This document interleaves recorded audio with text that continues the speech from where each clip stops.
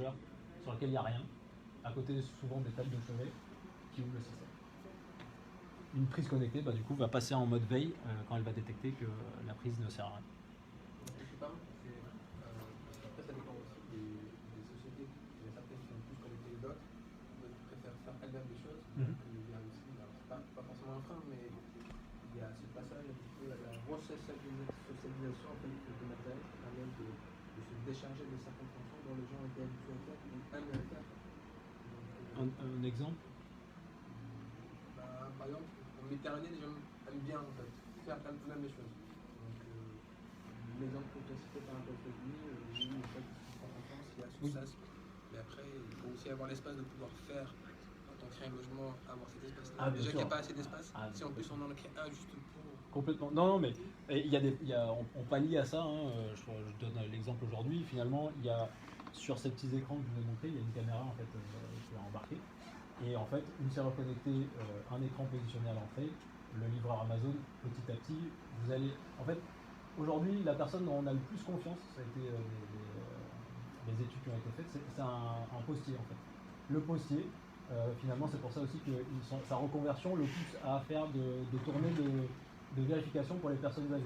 Ils vont taper à la porte, ils vont demander si tout va bien, ils vont rechanger une ampoule si la personne a besoin. Et en fait, cette notion de confiance, on va la retrouver dans les prochains livreurs. Donc une serrure connectée, une caméra à l'entrée, la personne vous montre qu'elle dépose le colis, et du coup elle s'en va et vous verrouillez à distance derrière. Donc il y a cette notion de dire qu'on n'est pas obligé d'avoir un SaaS à l'entrée. Après, toute élimination, c'est pareil. Certaines personnes sont abonnées à Amazon et ont l'abonnement et ont 100% confiance et l'intérêt de pouvoir livrer pendant qu'ils ne sont pas chez eux, et d'autres, aucune envie, ils vont se déplacer aux petits commerçants du coin et ils vont plutôt aller gérer leurs courses eux-mêmes, leurs commandes, etc. Moi, j'avais lu une étude, c'était les architectes, qui étaient les personnes dans lesquelles on avait le plus confiance. Ah oui, ok. Mais, alors, donc du coup, ça reste un clin d'œil. On a parlé de la sécurité physique avec la peur de la porte, machin, mais la sécurité des données, comment c'est géré? Parce que quand on a affaire à Google ou à Amazon, on sait que derrière, ils font pas ça par philanthropie. Il y a des velléités commerciales. Comment, quelles sont les garanties qu'on offre aux utilisateurs? C'est d'ailleurs pour ça que tu n'as pas utilisé, t'as pas connecté, toi. Non. Hein? Tu veux pas, Si, j'ai connecté. Oui, c'est bien pour ça que j'ai peur. Alors, la réponse, Jérôme. Alors, il y a deux choses. Vas-tu me rassurer? Il y a deux choses. Si vous avez peur des assistants vocaux, je vous conseille de jeter votre téléphone à la poubelle. Première chose. C'est la première plus intrusive, c'est ça. Vous l'avez tout le temps sur vous, dans la voiture, dans la poche. Non, mais on s'en rend tous compte. Voilà. Parce que de toute façon, les pubs qu'on reçoit, parce qu'on a prononcé un mot, mais c'est dingue.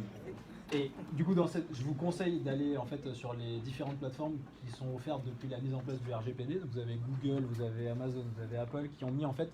Maintenant, vous voyez chez Apple, quand vous ouvrez une application, elle va vous demander si vous voulez être suivi ou pas. Ouais, je sais pas si vous l'avez vu. Ça consomme la batterie. Bon, on va dire que 95% des personnes ont cliqué sur stop. Ça bouffe ta batterie. Et du coup, c'est exactement ce que vous donne la possibilité de faire tous les géants du digital. Les gens ne prennent pas forcément la peine d'y aller. Et des fois, l'usage de la data par rapport au service qui est rendu est trop fort. C'est-à-dire, je prends l'exemple du GPS. Voulez-vous que Google ait accès à votre position? Vous mettez non, vous n'avez plus accès au GPS. Ce qui paraît logique, parce que du coup, il ne peut pas vous guider s'il ne sait pas où vous êtes. Donc, après, ça peut être activé au cas par cas. Mais moi, du coup, ce qu'on fait aussi dans les mises en service, c'est que quand l'app est ouverte. Tu as la possibilité oui, de voilà, c'est ça. Ils l'ont fait par palier, par exemple. Voilà, c'est ce que je mets pour. Exactement. Et en fait, aujourd'hui, on pense finalement qu'on est obligé d'être écouté.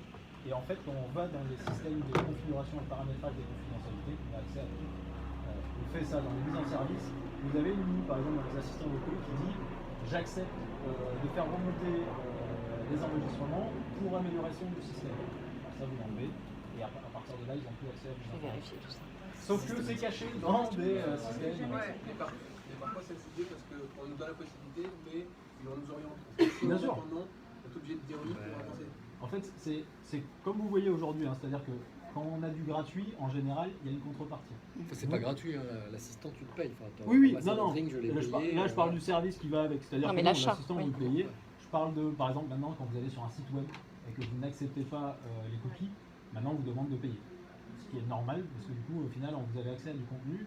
On a une génération qui a été habituée à du gratuit. Et maintenant, quand on nous met en face, je vais payer 3 € par mois pour accéder, bon, bah finalement, je préfère donner mes données. Il y a des gens qui vont réfléchir comme ça. Les données, c'est quoi finalement? C'est du targeting de revente, enfin, de ciblage publicitaire. Donc pareil, si vous ne voulez pas être ciblé, vous allez avoir autant finalement de marketing qui va tourner autour de vous, puisque du coup on est quand même dans une société où on est matraqué à longueur de journée on va dire de publicité, mais vous avez moyen, en tout cas aujourd'hui, de pouvoir maîtriser tout ce qui sort finalement de vos écosystèmes, que ce soit smartphone, que ce soit les assistants vocaux. Aujourd'hui, s'il y a bien un truc qui fait peur à Apple, Google, Amazon, c'est d'être détecté comme en abus de gestion de vos données personnelles, parce que c'est 4% du chiffre d'affaires et qu'ils perdent la confiance avec l'utilisateur final. Donc si demain il y a quoi que ce soit comme problématique avec ces systèmes-là, le particulier va les enlever, il va les mettre de côté ou va désactiver le micro et du coup ils n'auront plus aucun intérêt d'avoir leur produit. Donc c'est tout l'enjeu aujourd'hui, c'est cette migration on est passé où toutes les vannes étaient ouvertes. Avant le RGPD, on disait tous Facebook. Si vous allez dans les datas de Facebook, c'est une mine d'or pour savoir exactement qui vous êtes. Petit à petit, Facebook voit qu'ils sont en train de disparaître de cette dynamique-là parce que tout le monde coupe, se supprime, etc. Bon, ils vont vers le métaverse, ils essaient d'aller encore plus loin. Mais... Voilà, donc c'est toute une notion de dire où je suis capable de couper mes données, qu'est-ce que j'ai envie de faire remonter, qu'est-ce que j'ai pas envie de faire remonter. Exemple, thermostat, la température de mon logement connectée à la météo extérieure, il y a un intérêt parce que du coup, mon thermostat va s'auto-paramétrer pour dire demain, il y a une vague de froid qui arrive, je vais petit à petit monter la température pour ne pas faire une surchauffe le jour même. Et finalement, ça va aider tout le monde puisque EDF, par exemple, est obligé d'allumer des centrales à charbon ou autre quand il y a une surconsommation et tout le monde va chauffer d'un coup. Si on peut anticiper et élaguer un petit peu les temps de chauffe, on va gagner tous finalement sur cette intelligence collective. Alors le compteur Linky, il n'a pas encore beaucoup d'usage parce qu'il n'est pas encore interconnecté, mais il devrait avoir cet usage-là, de pouvoir alerter, de pouvoir pousser de l'information pour pouvoir dire attention, là on surconsomme pas, qu'est-ce qu'on peut faire, etc. Mais pour l'instant c'est plutôt une aide au télérelevage pour pas envoyer tout ce qu'on sort. Ok. De coût d'installation, parce que je trouve aussi après c'est une question de qu'est-ce que j'ai investi, bon, c'est bien de me dire j'installe mais après je vais faire des économies d'énergie, mais si l'installation elle coûte 10 000 €, Ouais, en fait dans les 10 ans j'ai fait 100 € d'économie d'énergie, pas d'intérêt. Bon, ça n'a pas vraiment d'intérêt. Et pour est-ce vous... que la bascule est parce qu'au début, moi quand la domotique elle est sortie, j'ai essayé d'installer, j'ai eu vraiment un retour d'usage. Les jeunes m'ont dit, au début on était tout content, et en fait ce qu'on fait c'est qu'on baisse, on ferme les volets, on part en vacances pour ne pas se faire voler. Et ça s'arrête là. Et en termes d'installation quand même... Ça coûtait cher. J'imagine en plus, je sais pas combien de temps ça remonte, mais c'était sûrement du filaire, du KNX, des choses qui coûtaient entre 10 et 20, voire plus, 1 000 €. Aujourd'hui, pour récupérer un appartement T3 d'une soixantaine de mètres carrés, on est entre 800 et 1 000 €. Matériel fourni, posé, configuré avec la formation. Exemple du thermostat qui doit coûter environ 150 €, il est rentabilisé en 1 an et demi. Donc, pour dire, en fait, ce qui manquait finalement à la domotique pour pouvoir se démocratiser, c'est l'accès tarifaire, la démocratisation des produits, le sans fil, parce que du coup, c'est vrai qu'on avait la problématique du câble. Et si tu me vois filmer avec tous les moyens que j'ai, déplacer quelque chose, c'est des travaux considérables pour pouvoir déplacer. C'est ça. Là, du sans fil, je prends un interrupteur sans fil, sans pile, avec le piezo, je le mets où je veux dans le logement, et finalement, je vais pouvoir déplacer un point de contrôle à la volée. Donc c'est ce genre de petit service. Et on parlait tout à l'heure de l'usage. Pourquoi aussi les écrans connectés démocratisent l'usage? Parce qu'en fait, ils sont concentrés, comme le smartphone, on n'arrive plus à se passer du smartphone. Dans le logement, finalement, on va avoir les recettes sur l'écran avec Marmiton qui va nous guider dans les différentes étapes. La sonnette connectée qui va être reliée, la température du chauffage, le temps de trajet pour aller au travail, le Netflix, le Spotify, tout est en fait intégré à l'intérieur. Donc du coup, c'est ce qui pousse à l'usage de pouvoir dire ça, je le mets de côté quand je rentre chez moi, je laisse les ondes 4G à l'entrée et je me focus dans mon logement sur ce que j'ai disponible. Et sur les économies d'énergie, qu'est-ce que tu proposais déjà Alors, du coup, en économie plus d'énergie, on a donc du coup en action directe le thermostat connecté, donc, Ouais. Jusqu'à 20% sur les consommations directes. Donc, du coup, on a à peu près un an et demi, ce que je disais tout à l'heure, pour rentabiliser un thermostat connecté. On a les prises intelligentes aussi qui peuvent se couper. On a les points lumineux finalement connectés qui font aussi de la variation d'intensité. Donc, si on se lève par exemple la nuit pour aller aux toilettes, on n'a pas besoin d'un éclairage à 100%. Ouais. Donc, il est capable finalement de s'ajuster. Donc quand sur votre écran, là, vous allez cacher finalement l'écran, la lumière va se tamiser, dans un logement, il faudrait que ça fasse la même chose. Il n'y a pas d'intérêt qu'on ait du 100% non-stop en fonction.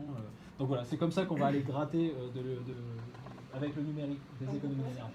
Toutes les installations filaires, par exemple les exigences d'avoir l'énergie 45 par pièce, tout ça, ça va devenir obsolète. Et on va Pour le connecter, on n'a pas besoin. Ouais. Et on va Sans fil. avoir une alimentation filaire qui alimente et après tout le logement qui est en Wi-Fi. En fait, c'est ça, c'est-à-dire que votre réseau électrique, c'est le même, il ne bouge pas, et c'est juste qu'en fait, à la place d'un interrupteur classique, vous mettez un interrupteur qui a un logiciel intégré.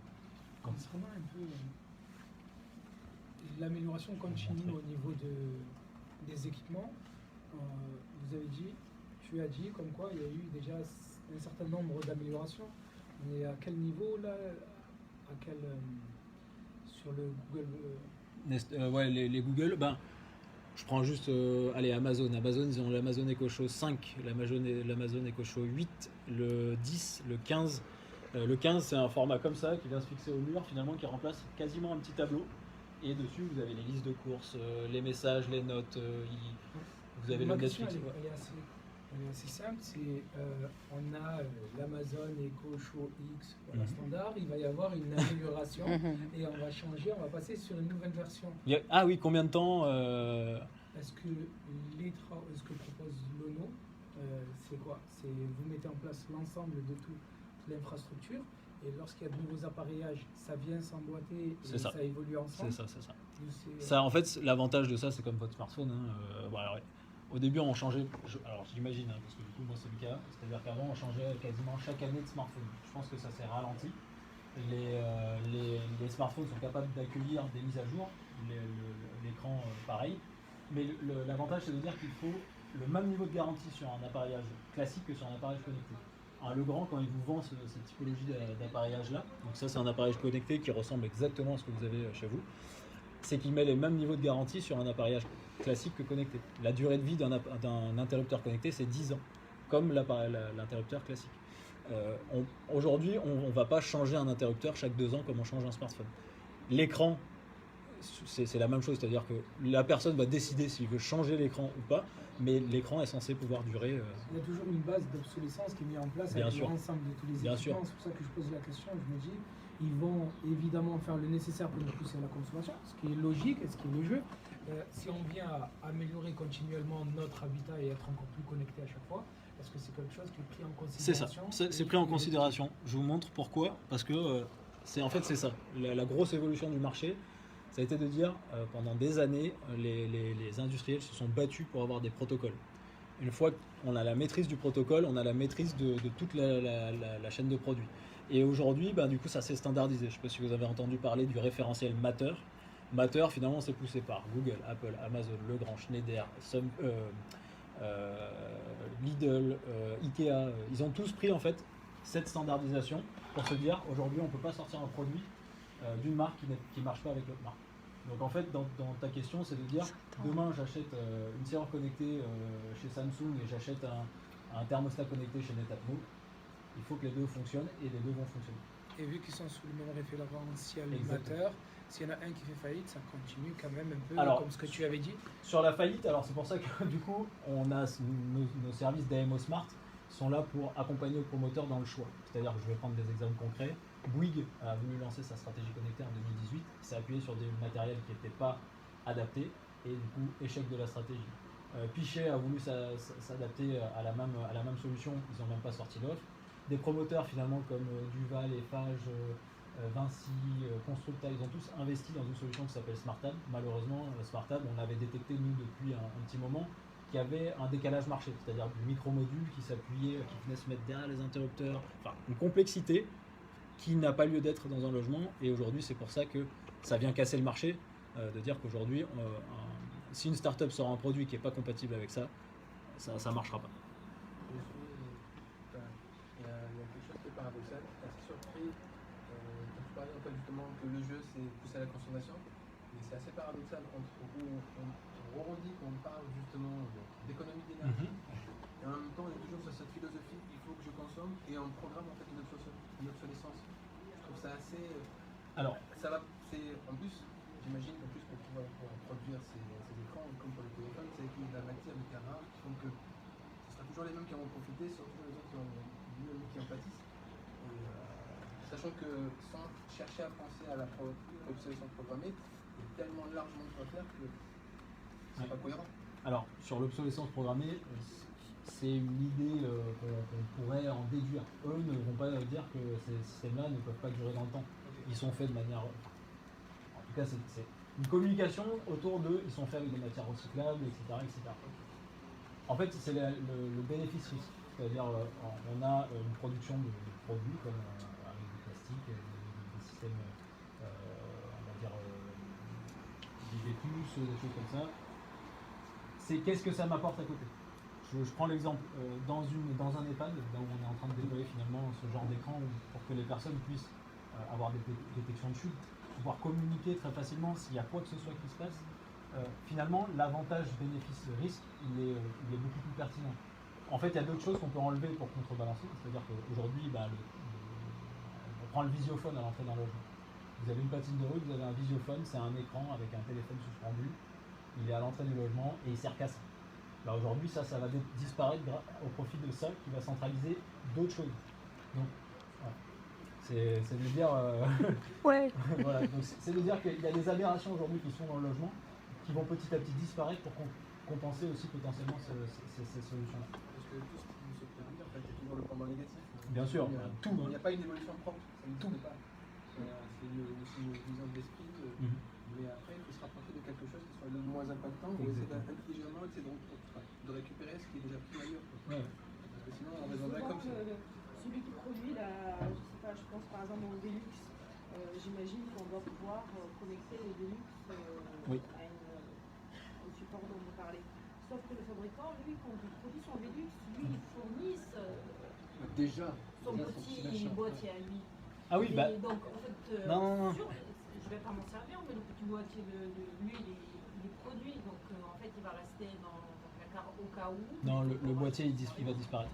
C'est tout ce qu'on... Mais il y a plein de... Voilà, ah oui, il y en a plein, et c'est ce qu'on dit depuis 2018 aux fabricants. De transition, et ça... Bien sûr. Ça évolue sûrement assez vite, et qu'après, ça serait bien qu'ils se mettent tous en... Complètement. C'est la transition qui est en train de se passer, c'est-à-dire que depuis 2018, déjà on met nous, dans notre service d'AMO et d'accompagnement, on fait attention à ces choses-là. C'est-à-dire qu'on ne va pas prendre une solution qui va démultiplier les technologies. Si demain Somfy utilise sa Tahoma pour pouvoir parler à Legrand qui a sa propre box, c'est pas possible. On va aller chercher plutôt un interrupteur connecté qui va lui se connecter directement à un système et qui va éviter la démultiplication des systèmes. Mais on est d'accord, Velux ils ont leur propre box, Deltador est dans leur box, Somfy est dans leur box, c'est pas possible. On fera surtout pas ça, surtout pas se retrouver. Et ceux qui ont tenté de faire ça, les Bouygues, ça n'a pas marché. Et j'imagine que vous en avez énoncé en fait une fourchette de prix. Après, il y a un abonnement à faire. Non. Alors c'est là où on vient en fait répondre à cette thématique-là, c'est-à-dire que les gens aujourd'hui ne s'imagineront jamais payer un abonnement sur quelque chose qui ne leur coûtait rien avant. C'est-à-dire que pourquoi j'irais payer, je sais pas, même si c'est 10 € par mois pour avoir accès aux fonctionnalités de mon logement. Donc aujourd'hui, quand on livre un système, il est complètement autonome. Le service, et c'est là où on parlait tout à l'heure, quel va être l'intérêt finalement d'Amazon? Amazon derrière, c'est qu'il va pouvoir être chez vous finalement comme dans votre smartphone et pouvoir vous proposer du service en fonction de maintien à domicile. Vous avez un écran comme ça. Chez ma mère par exemple, j'ai mis un écran et j'ai activé un service de maintien à domicile qui va me faire une remontée d'informations à la fin de la... Enfin, s'il y a quoi que ce soit qui se passe, une chute, une inactivité prolongée, un changement de température, quoi que ce soit, j'ai l'information et je peux faire un petit appel téléphonique sur l'écran pour pouvoir voir si tout se passe bien.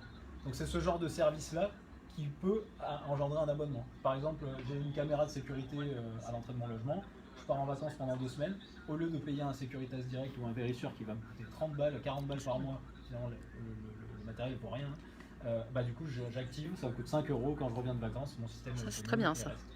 Ok, tu peux activer des choses que tu peux supprimer. Ouais, exactement, à la demande.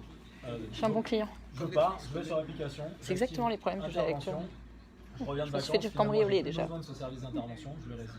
Comme le principe des plateformes comme Netflix. Exact, mais en fait c'est ça, c'est de dire qu'aujourd'hui on est arrivé à un tel niveau de simplicité et d'usage dans le numérique que si on n'arrive pas à ce même niveau d'intégration là dans le logement, c'est pour ça que je prends l'automobile aujourd'hui, vous n'achèterez pas un véhicule sur lequel vous ne pouvez pas mettre Waze, Spotify ou autre, c'est impossible. Sinon, c'est ce qui se passe aujourd'hui, hein, moi j'ai un écran dans ma Renault Clio qui remonte maintenant. Je vais mettre mon smartphone par-dessus l'écran qui est embarqué parce que du coup l'écran n'a pas la capacité de se connecter à mon téléphone et il n'a pas Waze. Et Waze pour moi aujourd'hui, j'utilise que ça. Et donc du coup c'est dans le logement, c'est le même niveau de simplicité et de fluidité qu'on va attendre. Et est-ce qu'il est prévu une classification, j'imagine, comme pour les voitures par rapport à leur autonomie, une classification aussi au niveau du degré d'autonomie ou de connexion d'un... Complètement. Déjà, vous avez des labels, après vous avez aussi des niveaux de consommation, d'émissions de gaz à effet de serre, etc. On va analyser tout ça quand on va créer la solution connectée avec un promoteur. L'objectif, ça va être de bien choisir les produits, de bien qualifier l'usage. Pour nous, c'est le plus important. On va avoir des solutions qui sont très gadgets, et c'est pas notre objectif de mettre du gadget dans les logements. C'est pour ça qu'on vous disait, on met des fonctionnalités basiques dans le logement, chauffage, volet roulant, point lumineux, prise électrique, détection de fumée. Et le reste, c'est le client. C'est le client, utilisateur final, qui va dire moi je veux une enceinte connectée, je veux un système de sécurité, et donc c'est lui qui va décider. Donc, si je comprends bien le mot, est-ce que c'est une solution qui est du B2C ou du B2B? Parce que moi personnellement, si on part sur du B2B, je le vois très bien. Je le vois sur des bureaux, je le vois pour des personnes qui ont une crèche avec des enfants, on peut avoir une visibilité sur pas mal de choses et des interactions. Sur du B2C, c'est assez touchy de projeter ça et d'y voir un intérêt continu. Pour l'instant, si tu as des projections sur un avenir où on peut avoir rêver, ça pourrait être possible. Pour te donner l'info, en 2016, on a commencé par le particulier. Beaucoup trop tôt, très complexe, beaucoup de temps, d'analyse technique, c'est-à-dire qu'à chaque fois qu'on veut déployer du connecté dans un logement, ça nécessite un pré-diagnostic pour être sûr, est-ce que le chauffage est aux normes, le réseau électrique, etc. Du coup, on s'est focus sur le neuf, c'est pour ça qu'on a attaqué les promoteurs immobiliers. C'était la période où le connecté rentrait aussi dans le cahier des charges, dans les gammes, etc. Et après, on a décliné, c'est-à-dire que dans le résidentiel, c'était notre spécialité, mais maintenant, on est passé sur l'hôtellerie. Je prends l'exemple, l'écran connecté dans une chambre d'hôtel. Vous avez accès au menu, aux réductions, vous pouvez réserver, ils peuvent vous faire une annonce, 20% sur le spa, le menu du jour, réservation des tables. Le système finalement est multilingue, donc peu importe la langue que vous allez lui parler, il va pouvoir vous répondre, vous allez pouvoir solliciter l'accueil en fonction de problématiques, ils vont pouvoir, eux, avec un tableau de bord, hiérarchiser aussi les interventions. Vous avez accès à toutes les informations du quartier, voilà. C'est la puissance d'un écran, même dans le tertiaire, au final, c'est ultra intéressant. Je parlais tout à l'heure du maintien à domicile, de l'hôtellerie, des résidences services en tout genre, étudiantes, etc. C'est un vrai vecteur d'information. Dans certaines villes, par exemple, il y a dans le cahier des charges, qu'on appelle, on va dire, le smart building. Cet écran peut être aussi un relais entre la ville et l'occupant. Faire passer les annonces de confinement, les endroits où on peut aller se faire tester, les couvre-feux, etc. Il y a une communication directe, finalement. Et là où on essayait de le mettre sur le visiophone à l'entrée, du coup, tout va être centralisé sur ces systèmes. Quand je vous écoute, là, je me pose quand même une question parce que aujourd'hui, j'ai pas vraiment l'impression que les acquéreurs de logements sont véritablement en demande de ça. Donc, on est en train de fabriquer un produit et je me dis, mais finalement, à qui va-t-il réellement bénéficier ce produit-là? Est-ce que ça bénéficie à des collectivités, pourquoi pas, pour gérer leurs habitants, que ça bénéficie à des multinationales, sans doute, que ça bénéficie je sais pas, à d'autres parties prenantes, oui, mais à l'utilisateur final, aujourd'hui, en tout cas, il n'en a pas encore conscience, je pense. Complètement. En fait, on est à un stade où La technologie s'est déployée assez rapidement. Finalement, la domotique s'est réservée à une élite, à des projets très haut de gamme et à des fonctionnalités très limitées par rapport au coût. Aujourd'hui, je vous ai parlé tout à l'heure, 50% des foyers américains. En fait, aux États-Unis, il y a une avance. Alors, c'est parce qu'ils ont une simplicité d'adoption de certains éléments. En France, on a cet esprit critique et tant mieux, on peut analyser avant de s'équiper. Mais il y a 3,2 millions d'assistants vocaux qui étaient déjà vendus en 2019. Et en fait, c'est de dire qu'aujourd'hui, c'est un écosystème qui est encore un peu complexe. Quand on achète un véhicule, on ne se pose pas la question. On veut qu'il soit connecté. Je vous disais l'exemple tout à l'heure du smartphone et de l'écran dans le véhicule. Ça paraît logique. Dans le logement, tant qu'on ne l'a pas expérimenté, c'est-à-dire de manière complète, tout à l'heure on parlait de l'assistant vocal avec un écran, s'il n'y a rien qui est branché dessus, aucun intérêt. Voilà, c'est pour gérer Netflix, Spotify, bon, c'est bien, il y a le son, il y a les trucs.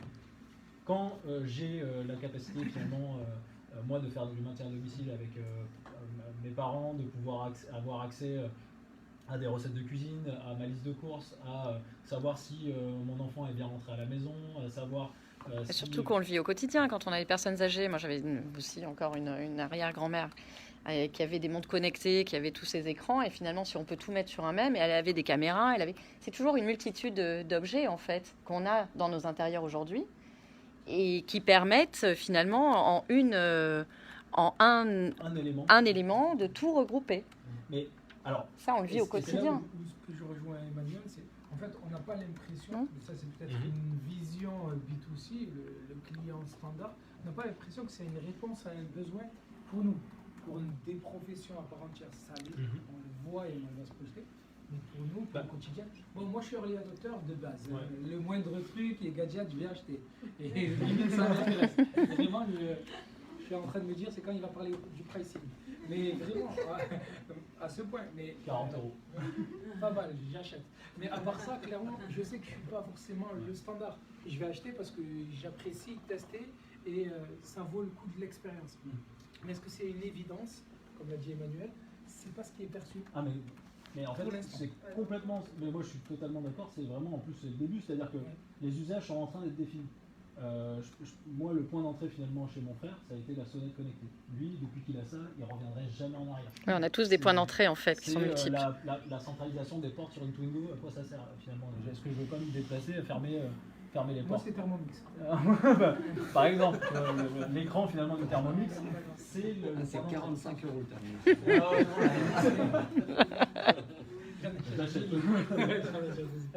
On a la sécurité, on va avoir le maintien à domicile, on va avoir pour les passionnés le système son multi-room.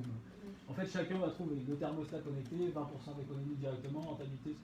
En fait, on va mettre un pied dedans en fonction de notre usage. Et puis après, comme dans le véhicule, c'est pour ça que c'est à 3-4 ans, là on est vraiment au début. Les promoteurs ont fait des phases de test, il y a eu des échecs et c'est normal parce que du coup il y avait énormément de choses sur le marché, ils ont pris des risques, ils se sont lancés. Aujourd'hui on a eu cette phase de retour d'expérience qui a duré entre 2 et 3 ans. Malheureusement on a été aussi coupé un peu par le Covid, mais ce qui a poussé aussi l'adoption de certains usages. Aujourd'hui on voulait du contactless dans un hôtel, de ne pas avoir forcément à remettre des clés, etc. Le sans contact, une serrure connectée. Je loue un appartement à Airbnb, ma serrure connectée se connecte directement à Airbnb, ça génère les codes. Il y a une personne qui vient faire le ménage et elle a déjà son accès qui est temporaire d'1 heure, etc. Enfin, voilà l'usage qu'on peut en avoir. Donc, finalement, si vous ne consommez pas de service, ça bénéficie à personne.